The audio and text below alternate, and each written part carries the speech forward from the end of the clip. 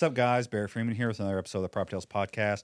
This is a special one. I say that every time, but I've got Tuck Fard back on for a second time. How you doing, Tuck? I'm doing well, brother. How are you? Great. I'm glad you're back in Corbin. You second time in like a month? Yeah, it's exciting. I couldn't help myself.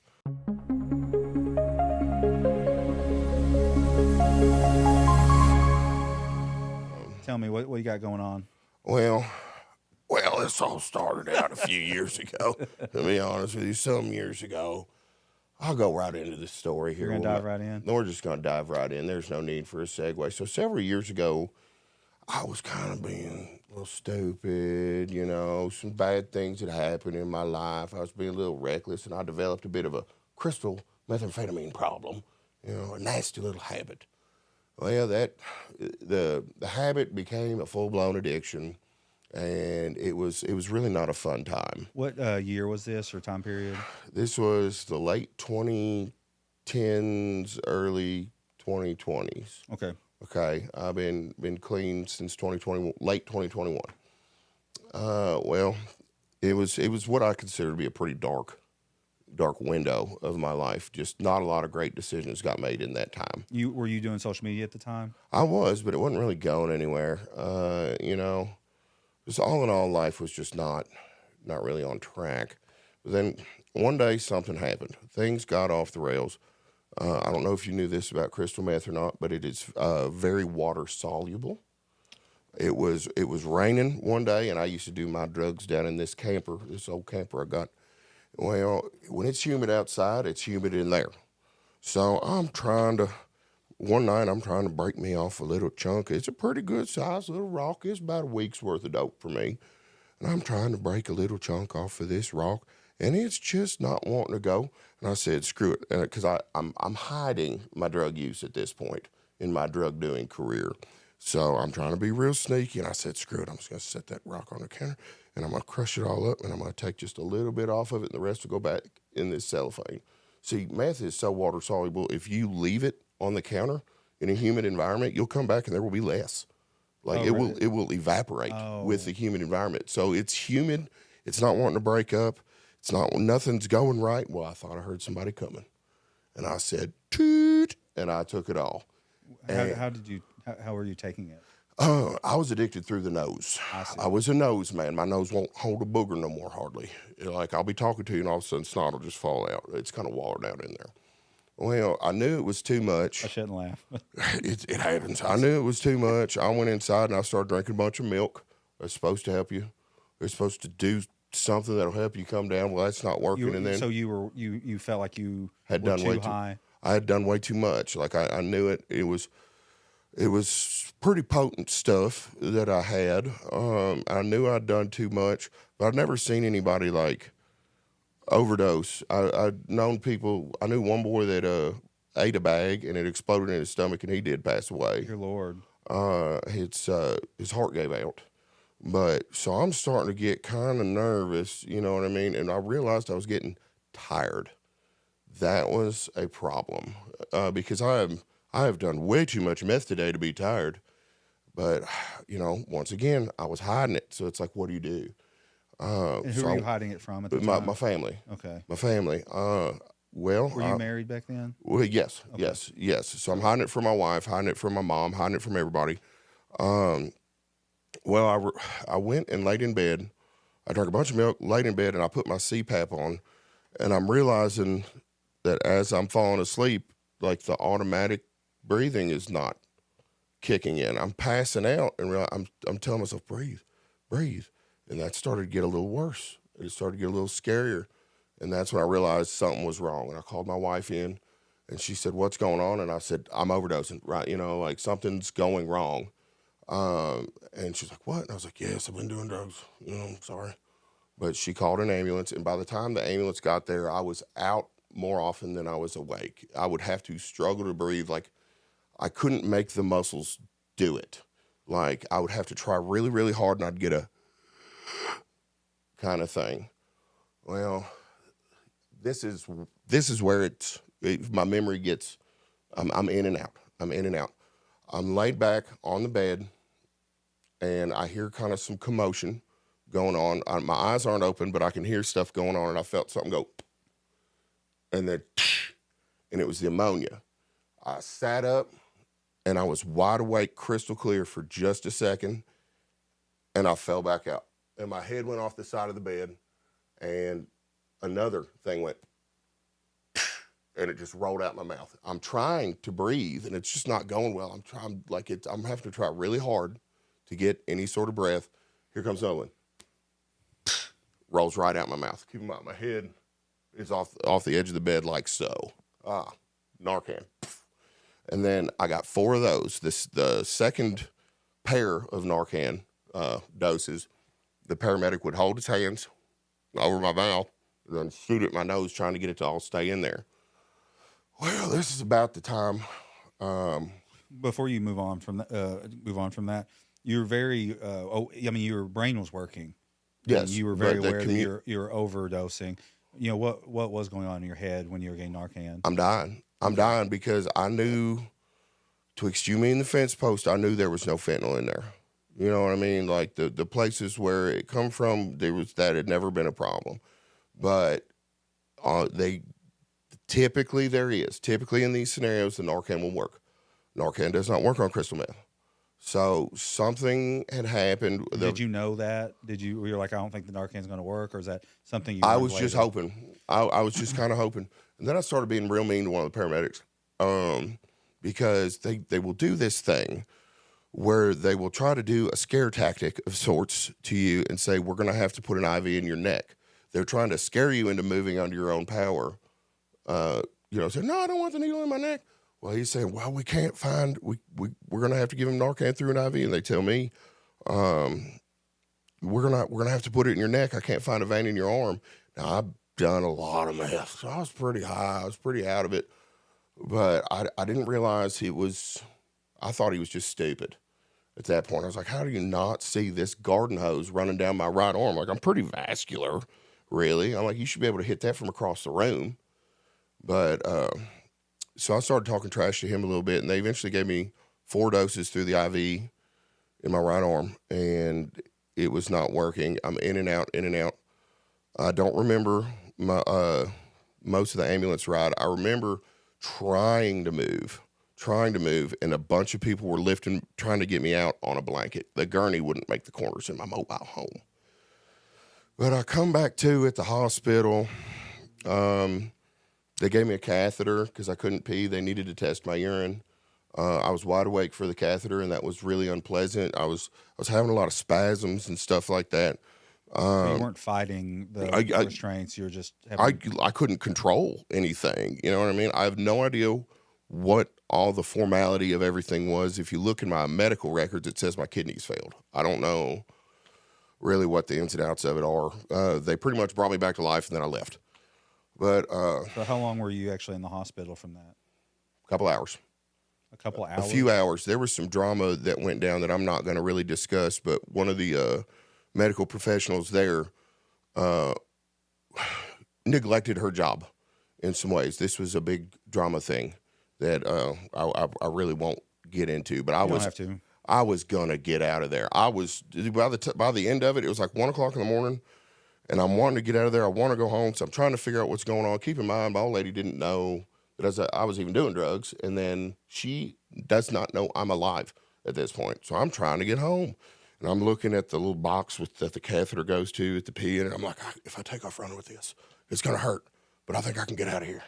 You know what I mean? But are you still altered in mental state at this point? I wouldn't say I was right because, it takes a long time for your brain to get right after all that stuff. But do you think you're showing the effects of the drugs? Oh, I had to have been. You know what I mean? I was in and out. I don't know what all they gave me, but I was very sleepy by that point. You know what I mean? And you refused to stay the rest of the night at the hospital? No, yeah. I said, I got to go home.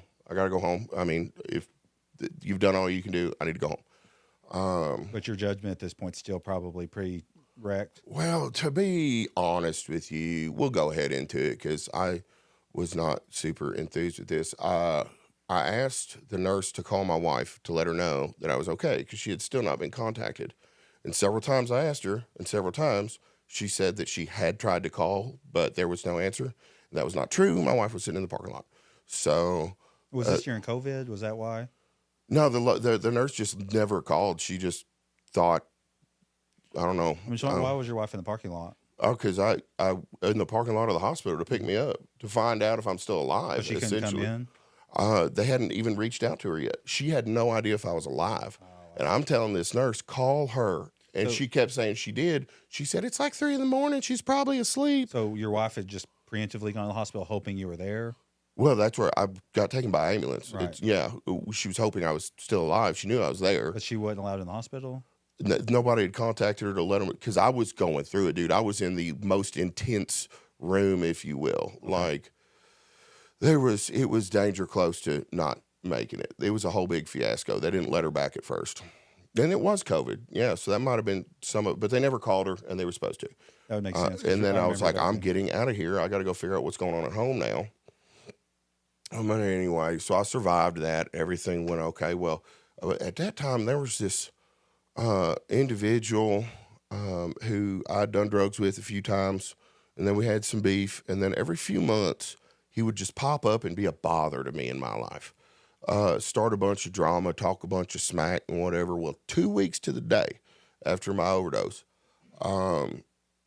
this boy started up a big old bunch of bull mess for me. And keep in mind, 2 weeks ago, I'm only clean for 2 weeks. 2 weeks ago, I almost died. So was that a wake up call to get clean? Oh, I haven't done it since. That was the wake up call. So 2 weeks after that, fast forward 2 weeks. Before we dive into the second part, what was it like coming home after that day? And, did you have some work to do with your wife and your family and your friends? I will tell you right now, yes, absolutely. I had betrayed a lot of trusts and stuff like that. But most people were, the people that were closest to me were glad enough that I didn't die, to where, they were very supportive of I completely understood that I wasn't trustable for shit for a while. You know what I mean? But we got it pretty well patched up. I mean, I guess you had to go home and you had to make all the promises. Like, eat the crow. You had to eat the crow. You know what I mean? It was not my proudest time. But so 2 weeks later, this boy decides he was messaging some of my other friends, making some wild accusations about me and my character that I didn't appreciate. And he was saying things like, pull up, let's fight. Well, he didn't realize I could figure out where he lived. And it took me 30 minutes to figure out where he lived. And I was going to hurt the fella. I didn't care to go to jail that day. I honestly did not. It did not bother me one bit in that window of my life. What's 30 days, a couple months? I'm not doing nothing else anyway. Heck, if I'm in jail, I won't be doing dope. You know what I mean? So I wanted to make a spectacle. I called a couple buddies, and they come with me. And then I stopped by 5 Star, it's a gas station in town, and I got me a 15-pack of Keystone Lights. I pulled up to this concrete plant in front this is where I was smart. I parked in the concrete plant parking lot instead of pulling onto their property. And I took a beer and I threw it down in the ditch. And I said to his old lady, I said, tell him to come out here and get this beer, because I'm making a scene. I was going to rip his ears off. I was going to feed them to him. I was going to hurt the boy bad. I didn't care to do it one bit. Well, she called for law enforcement, and I knew she'd done it. And I'm starting to try to work my way out of the situation, and here comes a car. And here comes a car. And here comes a car. Now, the first officer to show up was a big old boy, real big old boy. And I'm like, he's getting ready to kick my butt. You know what I mean? Like, oh, dang, it couldn't have been one of the small ones. Yeah.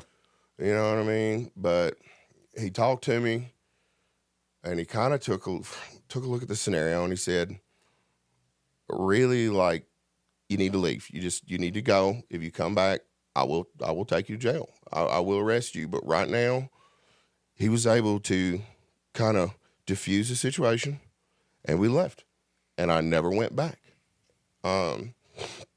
Couple months after that, I was talking with my wife, and I was talking to her about that second scenario. And she said, was he a real real big dude, like real big? And I was like, yeah. She said, he was there the night you overdosed. He was the nicest law enforcement officer I've ever talked to. He said, and I quote, that if you find what's left of his stash, you can either call us and we'll come get it and get rid of it. But if you don't feel comfortable doing that, there's a wood stove going in the barn. I can see the smoke coming out of the chimney. Throw it in there. It will go away. It will disappear. I completely understand if you don't want to call. And that law enforcement officer had actually been very nice to my wife. And then, I've thought about that ever since then because it was pivotal. It was a really pivotal time for me in my life. And it could have gone so many ways. And there was one man who saw me at these low points, and he had compassion. And I've wanted to do something for him for years, just man to man. Thank you for being kind to me at my low point. Thank you for being kind to my wife. Do you think we should go ahead and reveal the Jerry Springer sort of aspect of things now? We have him here today. Ladies and gentlemen, what would you like? What's your official title? Now we need to get rolling on that. Patrol officer, school resource officer right now at the high school. Officer Chase Melton. Yeah. Okay. Yeah, so we've got Officer Chase Melton in here today. Thank you so much for doing this. Oh, thank you for having me on. Yeah. I'm excited. I can't believe you. And you drove all the way to Corbin. I think this is a really special thing that you agreed to do. I've never personally seen someone that went through what Tuck went through and hearing his side of the story. You hear his side of the story all the time. You don't hear the other side of the coin, which is, the firemen, the EMS, the police officers that are on the other side of it, basically saving the life. And so you were part of both of those stories that Tuck just said. Is that correct? Yes. Yeah. And do you remember everything that he described?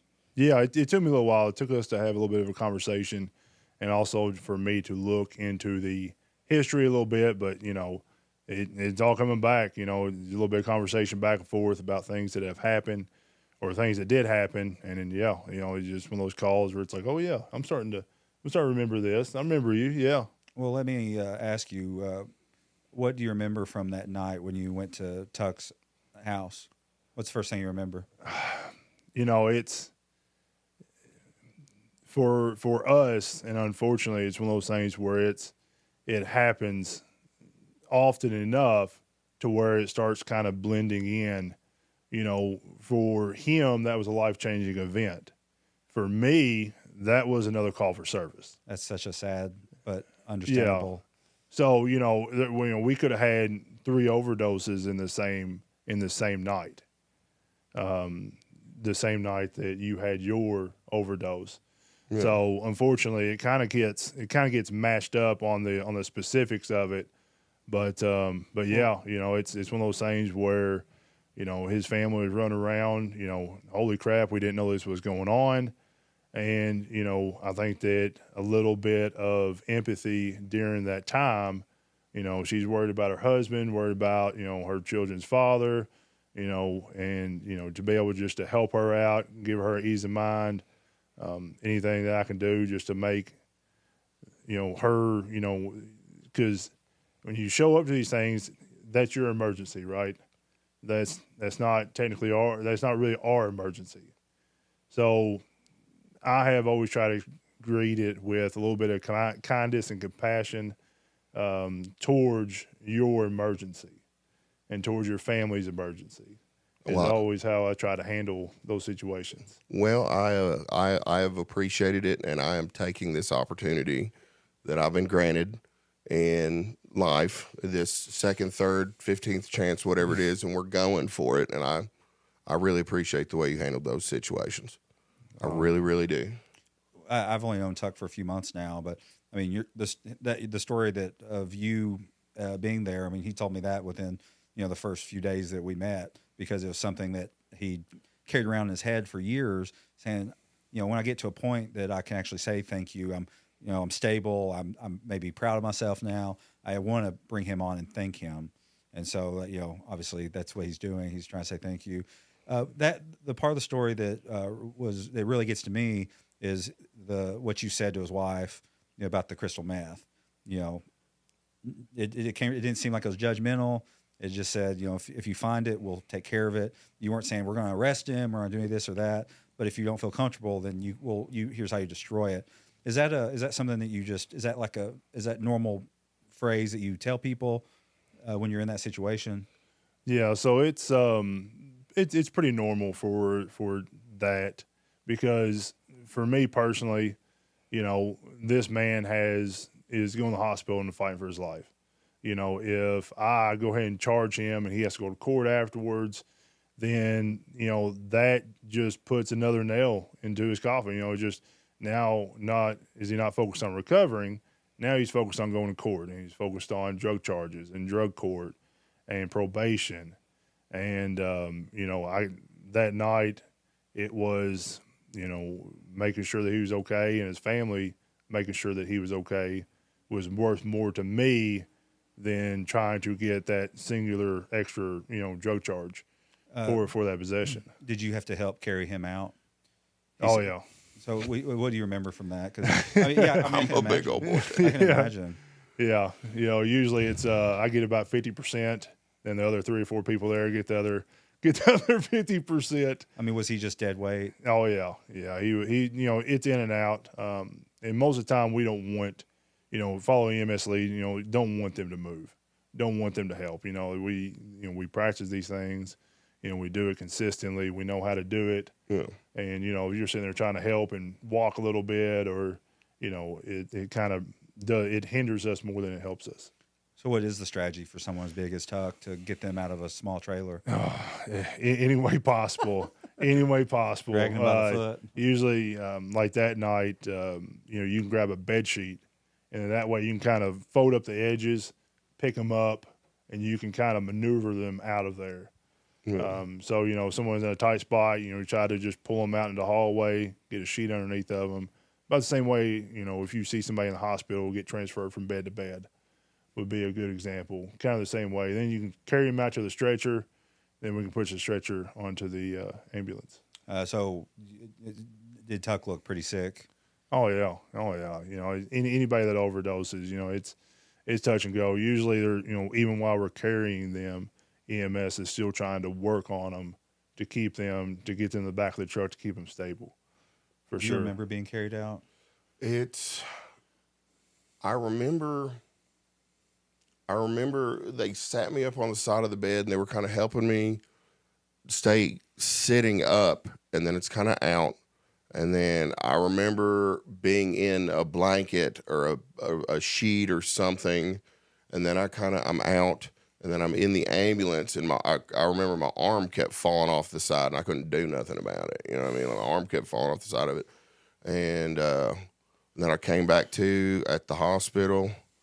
I feel bad about how bad I trash talked them paramedics. I promise you they remember, because as I was coming back, as I was leveling out in the ER, I could hear people at the desk talking about, because I don't want to bother nobody, man. I was cussing up a storm. Then somebody got on to me for cussing. And so I started, like, you ever seen Tourette's guy? I started, Bob Saget. You know, I was trying not to be, you know, too bad, but I bet a bunch of them remember that. So do you remember the scene that he described 2 weeks after? Oh yeah. So what do you remember about that day?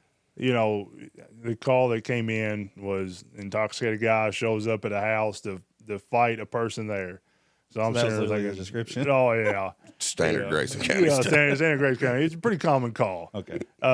So you know, show up, and I see him and a couple guys sit on this side of the road, and the homeowner sit on this side of the road, and they're sitting there screaming and yelling at each other. And so he came out. No, the boy that I was trying to have the altercation with never did come outside. I cussed his old lady every which way from Tuesday, though. He never did come outside. Supposedly, he told me that his brother-in-law was a felon that had all these firearms and this, that, and the other thing, and that he would shoot all of us. So I was like, if he's a felon, I wouldn't be telling everybody on Facebook that he's got a house full of guns that he's going to shoot us with. You know what I mean? Like, come on, guys. So I kind of called BS on that, but were you there by yourself, or was there backup? Those 4 more showed up after him. Yeah. Usually it's you want to even the odds because you don't know what is going to happen when you show up. Were you the first one that arrived? Mm-hmm. Okay. Oh yeah. And do you recognize Tuck when you pulled up? I didn't at the time. Kind of later on, so I was like, he looks oddly familiar, but in the heat of the moment, when I got there and trying to keep everybody from, killing each other here at this call, I didn't really recognize him right off the bat. When you did pull up there that day, though, what was the first thing that you did? First thing I did, usually it's the first thing that I always try to do: separate the parties, keep them from keep yelling and cussing and getting mad at each other. So you don't sit and wait. You actually get out and engage. Oh yeah. Oh, absolutely. Even if you're by yourself.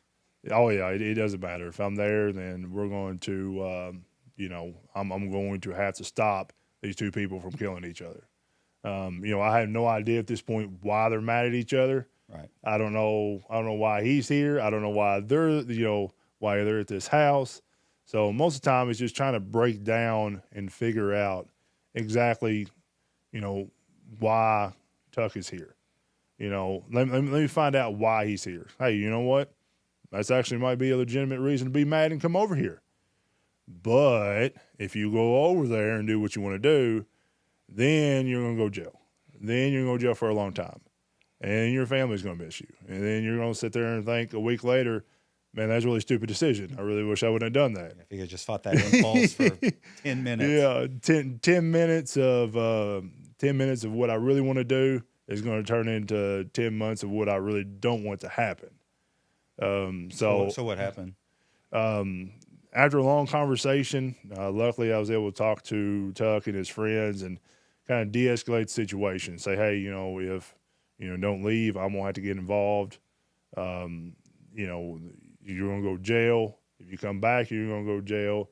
You're gonna have to figure out a different way on how to solve this problem that you have. Did you listen to him? I never went back.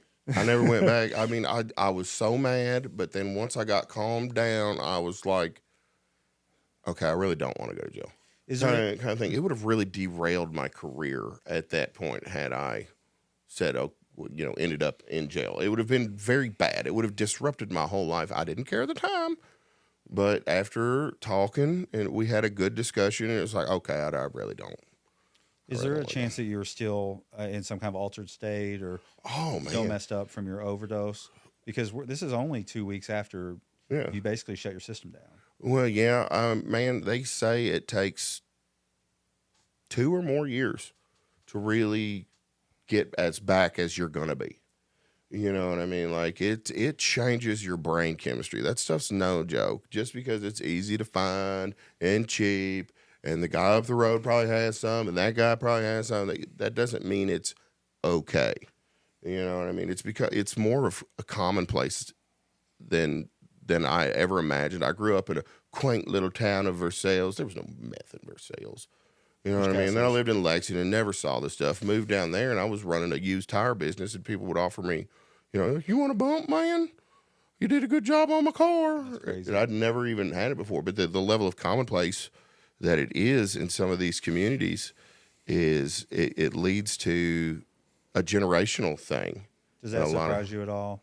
No, it doesn't. I'm saying like almost like here as a tip, you want a bump of crystal meth? Oh yeah, it's just like he was saying. It's so common that it's you can use it as currency. It's it's very unfortunate that it is that way, but it comes in waves. You'll see it come in, or we'll see it come in Litchfield or Grayson County, and you'll see a big spike in it, then it'll go down. It's kind of like a roller coaster, but yeah, it unfortunately it's very common. What's the penalty for having crystal meth on you? I know you're not a lawyer, but I mean, is it serious? Is it not serious?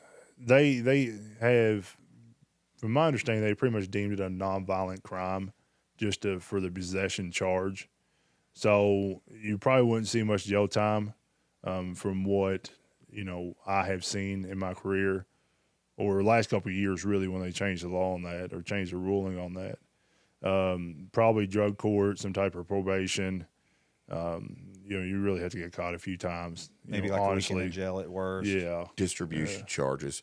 One of the bigger reasons from whenever we were going through COVID was because of jail overcrowding, and they deemed it a non-violent offense. So since it was non-violent, they would release them early with some type of probation or something. So that was just an effective COVID. From my understanding, and I don't know the inner workings, but from outside looking in and dealing with it. Well, you were living it. Yeah. I guess overnight it went from these guys are going to be in jail for some period of time to no time. Yeah, I mean, it used to be, you arrest somebody for possession of methamphetamine, they're in jail for 6 months at minimum. And now, the ink doesn't dry on the citation and they're back out. And, by the time it's, extremely frustrating because by the time you arrest them, you fight them, you take them to jail on citation, you log the evidence, you send the evidence to get verified off at the Kentucky State Lab. And then, you do the foot pursuit, then you do the use of force form, and then 2 days later you do the exact same thing. I'm the same guy. I'm tired of this paperwork. You're like, come on. You're like, please keep him in jail just for a week so when I did mess with him, Yeah. That's sad. I guess it's about you're hearing that everywhere. Yeah. That's not just specific to Grayson County, I guess. I mean, in Corbin, I don't see it, but I do know I've got some police buddies that I've talked to that say it's just every night. Yeah. I mean, is it a daily thing for you to some kind of drug charge or drug crime? I wouldn't say daily, but it's pretty common. Ever since I went out to the high school for the school resource officer, I've been out there for about 3 years now. So I really haven't been at the street level as patrol officer for a little while. Have drugs like that been found at the school? No. I mean, goodness. probably the worst thing we deal with is vapes. Vapes or THC vapes. THC vapes. Yeah. If they had those when I was in high school, I wouldn't have graduated. So when did you first hear about this project that Tuck was trying to put together? So The podcast. The podcast. So it was probably, about a month and a half ago, that I think Tuck had reached out to our assistant chief. What did you think about the project when you first heard about it? Oh man, I was excited. Okay, I good. mean, anytime you get an opportunity like this, you can't let it go past. I agree, but it's a big ask putting someone in front of a camera, potentially in front of thousands of viewers and millions of phones. Yeah. So I do really appreciate you saying yes, because I get no more than yes. And this was something that meant a lot to Tuck, so I was pulling for him, and I was like, if you can get him to say yes, I'll make everything else happen. No, yeah, So- no. It's anytime I can get in front of somebody or anybody who's willing to listen and say, hey, this is what I see from my perspective. This is what this is how I get to do things and why I became a police officer and why I keep doing it. I love it. I love getting in front of people. I love my job. So Yeah, that was an unintended consequence, I guess, of you being a school officer, because you are public speaking all the time. I didn't know what you did. I purposely tried to not talk to you as much as possible because I wanted to learn all the stuff as we went. So how was the idea pitched to you? My assistant chief had called me and said, hey, he was approached by Tuck and they had a long conversation and he felt like he was very genuine with his request. It wasn't going to get you, like a gotcha piece or anything. Yeah.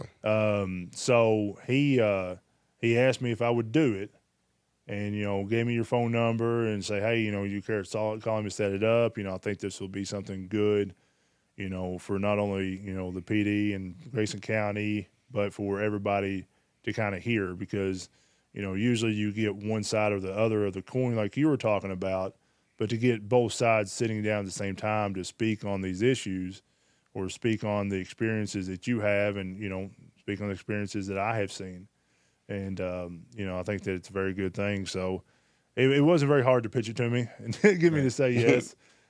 I've never seen this before. I'm online just as much as anybody. So the idea was really interesting to me if we could make it happen. So, yeah, I'm glad. Good job, Tuck. Well, thank you. You did a good Thank job. you. Are you ready? Sure. Are you ready? So he did want to present. So here's the idea, just so we know, so we're on the same page. If you hadn't been there and helped save his life and then kept him out of jail 2 weeks later, he wouldn't be here today. He wouldn't be I'm going to throw around the word famous loosely, but he, pretty famous comedian. He's in a position in his life where he can actually say thank you, and it was really important to him that he also gave you a gift to really show how much he appreciated. So, Tuck, you can take it away. There you go. Oh brother. man, Thank you. So that's Thank you. Thank you, help me. So here's what it is. Go It's, get you some 2x4s. Look at the back.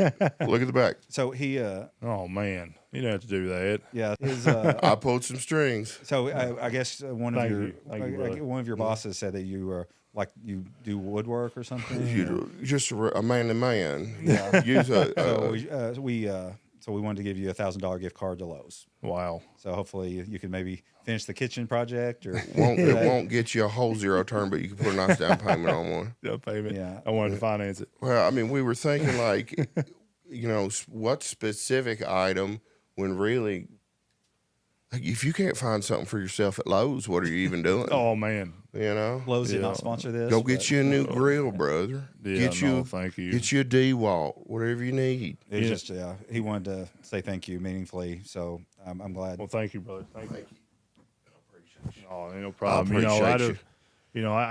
I always have to remind myself out of all of the crap that we deal with, all the times that we get cussed out, all the times that, we go to the same person, same call over and over and over. I had to just keep reminding myself, you know what, there's times like this where I get to change somebody's life and I don't even, I didn't even know at the time that I helped, it was just another call at the time, it was just a drunk guy showing up wanting to fight, but how, and how you handle yourself and how you communicate, especially as a police officer, anytime I can get in front of a new guy or a new officer, I'm like, communication is key, There's to probably be able not to a talk. role that has more wrinkles effects down the road than a police officer's job. Oh yeah. I can't think of one. Well, what happens across the United States has, effects over here. Yeah. What happens here has effects across the United States. It's a tricky time right now for the police and the public. I guess it's probably always has been, but we're living it now. We're all in roles where you're the public, you're the police officer. We're living in that world now. So we're just all trying to navigate it. Yeah, absolutely. And I would like to think that my style of policing is unique in some ways, just because of the experiences that I've had to kind of shape my career. But there's so many good guys out there, guys and girls that do such an awesome job. And it's those little things that people come up to you later on. I have guys that come up to me, 6 months after a call, and thank you for saving my life.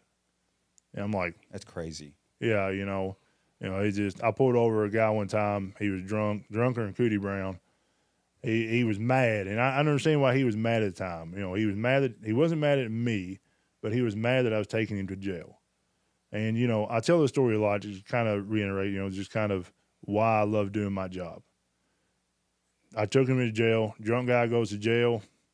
I go back on the road, right? About 6 months later, I see him walking into Walgreens. And I was like, man, I took him to jail. I know he got a fine. I know he lost his license. I was like, I know this dude ain't happy with me, right? Yeah. So I done put down my bag. I went there to get something to drink and a snack. I done put down my bag, and I'm like, okay, how's this going to go?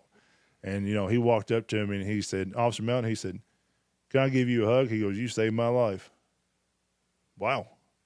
That was most certainly not the road, the route I was expecting this to go. I was expecting, throw hands with this guy. He goes, here we go. Here's a fight. And he said, the day you pulled me over, he said, I want to apologize the way I talked to you. He said, earlier that day, he said, I buried my brother. He goes, I went home. He said, I killed a fifth of Jack Daniels. And at the time, I didn't have any reason to search his trunk, but he had his rifle in the back of his trunk. And he was going to go out to his and his brother's favorite place to unalive himself. Yeah. And he had already got in his mind that's exactly what he was going to do. And that's why he was so mad at me, was because I was stopping him from doing what he wanted to do. Yeah. But he said, man, he goes, you took me to jail. He said, I deserved every bit of it. And he said, I'm 6 months sober. He said, I got a little girl on the way. He said, my life is awesome. He goes, I just want to thank you. Heck yeah. And I'm like, man, where else do you get to do that? What other job do you get to have that type of impact and on the overall lives of people. Like you absolutely, it affected my life. You know, it had a different officer showed up first. It could have gone a completely different way because it was very escalatable. My situation, the second situation was very escalatable. Well, I also had the luxury of, you know, a normal person looks at you, Tuck, and is like, man, that's a pretty big tree to chop down over here, okay? I can look at you and say, you know what, a couple good swings and I got you. You know, a couple good chops and I got you. Well, you got a taser and a gun. So my de-escalation skills are top notch. Like, look, if you fight, I'm gonna fight you. though, because no one can like copy it. It's a good package. I think you're the right man for the high school job. You know what I mean? Like just based on communicating with you as many times as we have through various circumstances, I do think that's a good fit for you. You know, are there any stories that you would like for the youngers to hear to keep them away? You mentioned one story earlier about how you had to do some wrestling. So you did say that you were acutely aware that there's some kids at your school that might watch this. Oh yes. So warnings. What are we warning? You know, what are we warning them against? What are the possibilities of trying drugs and alcohol that they want to avoid? They want to avoid drugs and alcohol, and why? Yeah. Kind of example. I actually have a pretty good one, man. It was let's hear it. Telling the story of old Peter Cottontail, and I try to keep it PG-13 for my audience because it's pretty funny. You know, it's because not every day do you get a call of a naked guy running across the neighborhood. Oh my gosh! Right. So me and this other officer gets over there, and I swear it's like a deer running out of the woods. I'm like, man, this is such a BS call. You know. Do you ever get the call though and be like, I'm gonna just act like I did? I'm across town. You're not hurting anybody. Yeah, curiosity kills a cat. Okay. You know, it's kind of like a deer running across you in the road. You know, here I'm sitting there driving around, and then here he comes. Zoom. I'm like, holy crap. There's actually a naked guy running around the neighborhood. Completely naked. Oh, he's completely. Too. Oh yeah. Oh, he had just what God gave him, and that was it. Well, I have two things. I always want to go home at night, and I don't want to end up on YouTube. Yeah. And he was heading right towards the middle school, and it was when school traffic was letting out. I'm like, there's nothing glamorous about wrestling a naked, sweaty dude in the middle of the road, and I know I'm going to end up on YouTube on this. Probably slippery too. So me and this other officer gets in corner up behind the house. The other officer ends up tasing him, had successful deployment. And, of course, there's nothing. He's bleeding everywhere. I'm like, man, this guy had done got shot. I'm like, someone done shot this guy. We get him handcuffed, and I said, what is your name? He said, my name is Peter F. and Cottontail. What's your name? That's hilarious. And so we take him to the of course, he's bleeding everywhere from the head. And we get him on EMS. We take him over there. And, man, he's fighting the nurses. He's fighting the doctor. They're sitting there trying to staple his head up. He had 2 or 3 big gashes in his head. And he finally went to sleep.